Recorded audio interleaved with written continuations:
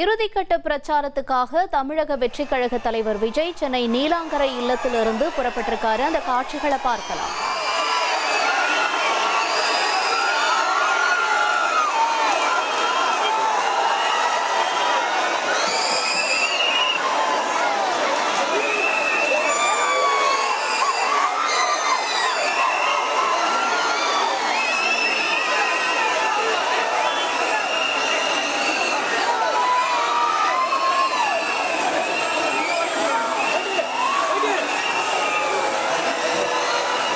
ठीक है, अच्छा था।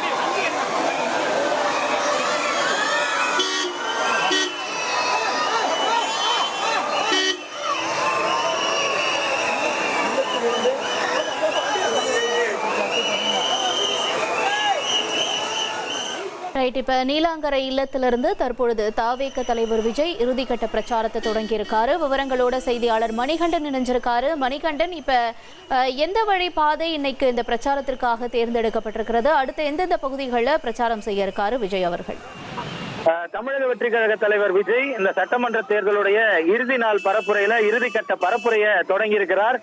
முக்கியமாக இன்று தென் சென்னை தொகுதிக்குட்பட்ட சோழிங்கநல்லூர், வேளச்சேரி மற்றும் சைதாப்பேட்டை ஆகிய தொகுதிகளில் இருக்கக்கூடிய வேட்பாளர்களை ஆதரித்து பரப்புரை மேற்கொள்ள இருக்கிறார். இதற்காக தற்போது நீலாங்கரில் இருக்கக்கூடிய அவரது இல்லத்திலிருந்து அவர் புறப்பட்டிருக்கிறார்.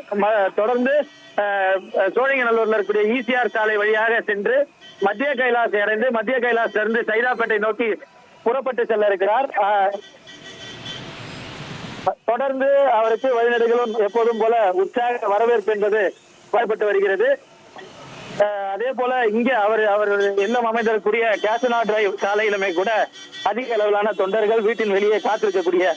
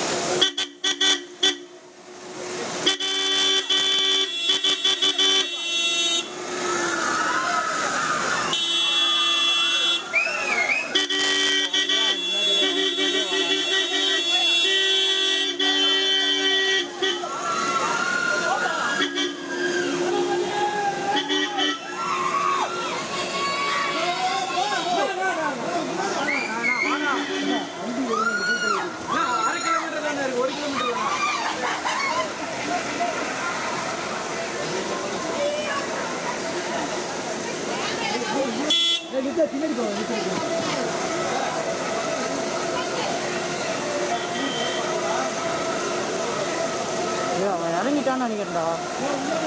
ஏய், 1,28,00,000 மனங்களை வென்ற தந்தி டிவி யூடியூப் சேனல். தவிர்க்க முடியாத தம்ப்நெயில், கலக்கலான கான்டென்ட்ஸ். நீங்களும் இந்த குடும்பத்தில் இணைய இப்பவே சப்ஸ்கிரைப் பண்ணுங்க.